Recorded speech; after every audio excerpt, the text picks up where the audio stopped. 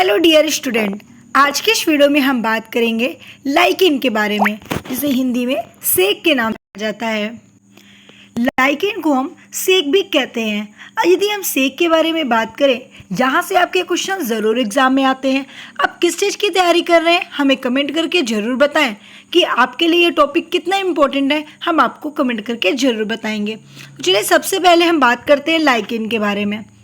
Lichen, जिसे हिंदी में सेक के नाम से जाना जाता है, इसका अध्ययन लाइकेनोलॉजी में किया जाता है। जैसे कि कवक का अध्ययन माइकोलॉजी में, एल्गी का अध्ययन आपका होता है फाइकोलॉजी में, वैसे ही लाइकेन का अध्ययन भी हम करते हैं लाइकेनोलॉजी में। अगर हम बात करें कि फादर ऑफ फाइकोलॉजी कौन है, तो याद रखिएगा अवस्थी, जो फादर ऑफ फाइकोलॉजी माने जाते हैं। अब अगर हम बात करते हैं सेक यानी कि लाइकेन के बारे में, लाइकेन जो है वो फंगस और एल्गी का बाउंडेशन है, यानी कि जो फंगस वाले होते हैं उसे माइकोबोएंट और जो एल्गी वाले होते हैं उसे फोटोबोएंट के नाम से हम जानते हैं। इन दोनों के सहजीवन यानी कि संबंध से बनते हैं आपका लाइकेन। अब अगर हम बात करते हैं यहाँ पर फंगस माइकोबोएंट के बारे में, तो इसके 2 पार्ट्स होंगे, यानी कि एसोमाइसिट और आपका होगा बेसिडोमाइसिट्स। एसोमाइसिस में आपके आएंगे क्या, सैक फंगी, और बेसिडोमाइसिस की बात करें तो आपके आएंगे पैफ फंगी। ठीक है, वहीं पर अगर हम बात करते हैं एल्गी के बारे में, जिसे फोटोबोएंट कहते हैं, ये आपका होगा साइनोफाइसियन और आपका क्लोरोफाइसियन। ठीक है, यानी कि साइनोफाइसी और क्लोरोफाइसी। ठीक है, जिसमें आपके ब्लू ग्रीन एल्गी आएंगे और इसमें ग्रीन एल्गी आएंगे। आपको कुछ समझ में आया? यानी कि जो फंगस वाले होंगे, भाई देखिए लाइकेन जो होते हैं वो किसके, लाइकेन जो है आपका कवक और एल्गी के साथ सहजीवन है।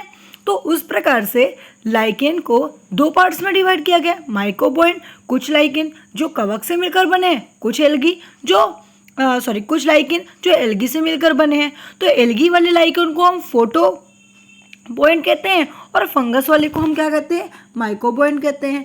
तो फंगस वाले की अगर बात करते हैं, इन्हें भी 2 पार्ट्स में डिवाइड किया गया है। एक होता है आपका एस्कोमाइसिटीज और एक होता है बेसिडोमाइसिटीज। ठीक है, तो चलिए हम यहाँ पर बात करेंगे फोटोबोएंट की, जिसे हम बोलते हैं साइनोफाइसी, और एक होता है क्लोरोफाइसी।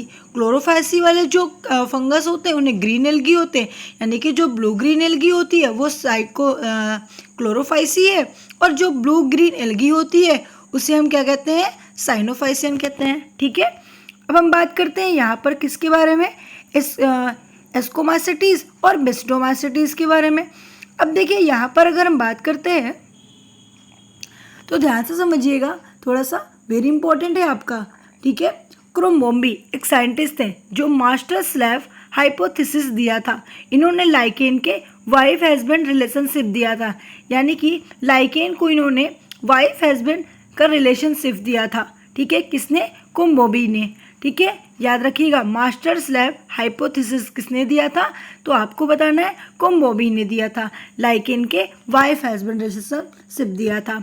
जो मास्टर होते हैं उन्हें माइकोबोएंट कहते हैं और जो स्लेव होते हैं उन्हें फोटोबोएंट कहते हैं।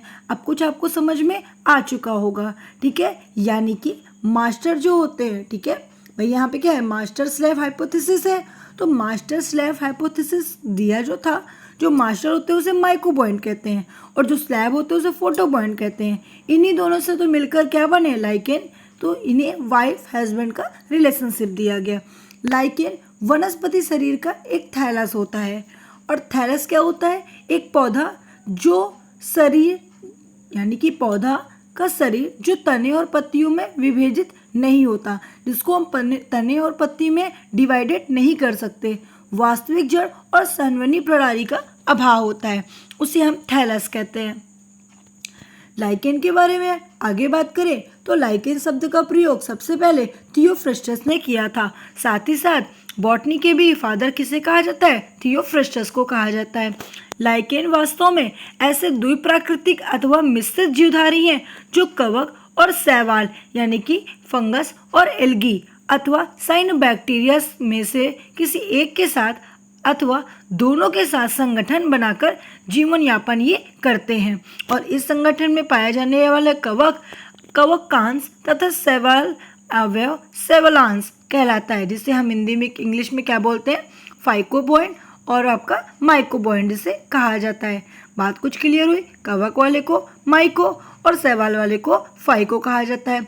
ये दोनों अवयव एक साथ मिलकर क्या बनाते हैं, लाइकेन बनाते हैं। तो दोनों एक साथ मिलकर लाइकेन का निर्माण करते हैं।